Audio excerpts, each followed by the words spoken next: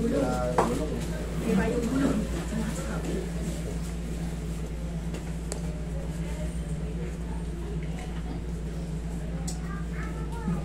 Ito natin muna ilagay unan. Di ba? Diyan lang yan. Para makita. Tawag yung ano mo pa, yung paa, kasi hindi mawala ka sa Ano ba nangyari kay tatay? stroke po siya sir eh. Dati Tapos, stroke, tapos naglalakad na po siya. Nadulas siya sa kalsada. Nauna tuhod sa unay tuhod. Kasi wala siyang kasama. Asan po yung x-ray niya? wala po Hindi po siya namin napa-x-ray. Wala po namin na-x-ray. At paano natin malaman yung naumpog na tuhod? Baka nabasag yung ano niya. Kasi nung kinausap ko po yung ano, hindi po Wala na yung ano niya, oh. Unang tingin ko pa lang dito, hindi ako nag-ano. Gusto ko lang malaman yung, ito, oh, yung patela niya, supposed to be, dapat nasa gitna yan.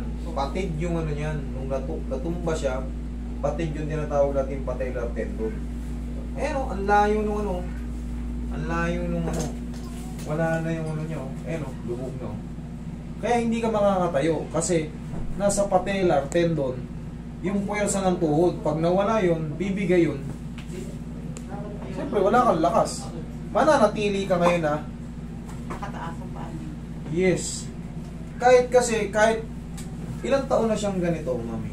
Hindi, bago lang po yan. Ilang ano? 1 month pa lang yan. Putol yung patela niya, mami, sure ako. Hindi ako, kahit itaya ko yung certificate ko rito. Putol yan, oh. Ah, yan. Kunting kapa lang, alam ko na kagad eh. Dapat yan, oh. Tsaka ito, mahawakan mo na kagad. Yung bilog. Ito yan, oh. Ano ba yung sinasabi kong patellar tendon? Ito pong tinatawag nating patela, meron pong tendon yan dito, pati dito. Ngayon, ang nangyari sa kanya, siyempre natumba si tatay. Ayan, may itong bakas na to. Nasugat siya doon. Yan, yung bakas na yan. Parang tinuhod niya, sabihin natin, tinuhod niya yung semento. Napuruan si tatay. Opo. Napuruan siya doon. Ano po pa x-ray namin? Mami, ito operation to. Yan. Operation yan.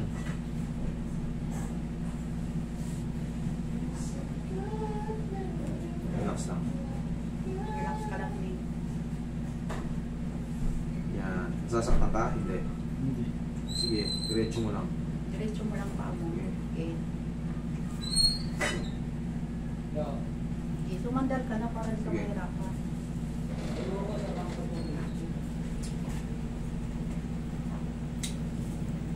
Yan na, okay. Hindi pa. Wiping pa. Ayan o. Paano nyo malalaman pag putol yung patellar tendon? Tingnan nyo. Ayan, sabaw. Mismong nasa gitna, sabaw. Gitnang gitna yan, ha. O. Dapat yan, ito yung gitna, no. O, tingnan mo, pagpapantayin ko, ha. O, dapat yan, itong patellar tendon, pag in-straight mo, sobrang tigas. Hindi mo matigas talaga. Ito, kita mo. Ayan, o. Para may tubig. Kasi, ito na nasa taas na yung ano, ito, nasa taas, o. Ayan, o. Pababakating ko, ayan, o. Nasa taas pa rin yung bilog. Dapat yan nandito na. Ngayon, i-straighten natin.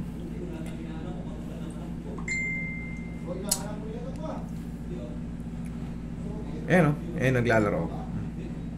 Hindi na maibalik kasi wala na yung kapit dito. Mami, hindi siya pang sa akin. Tiklop to, habang nakatiklop to, dapat to nung ano, inagapan na, inopera to eh. Hindi siya pang sa akin, mami. Promise. Eh kasi ako hindi ko kayo gagawa ng ano para masingil kayo. Hindi ko kayo sisingilin. Ang sa akin lang gusto ko ma-explain sa inyo na hindi kaya ng kahit sino manghihilot to.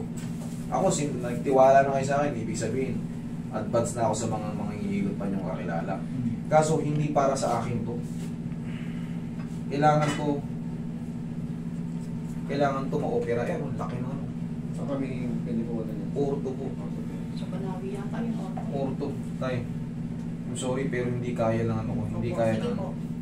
Okay? I'm sorry na pero ano talaga. Ano Sige. Salamat.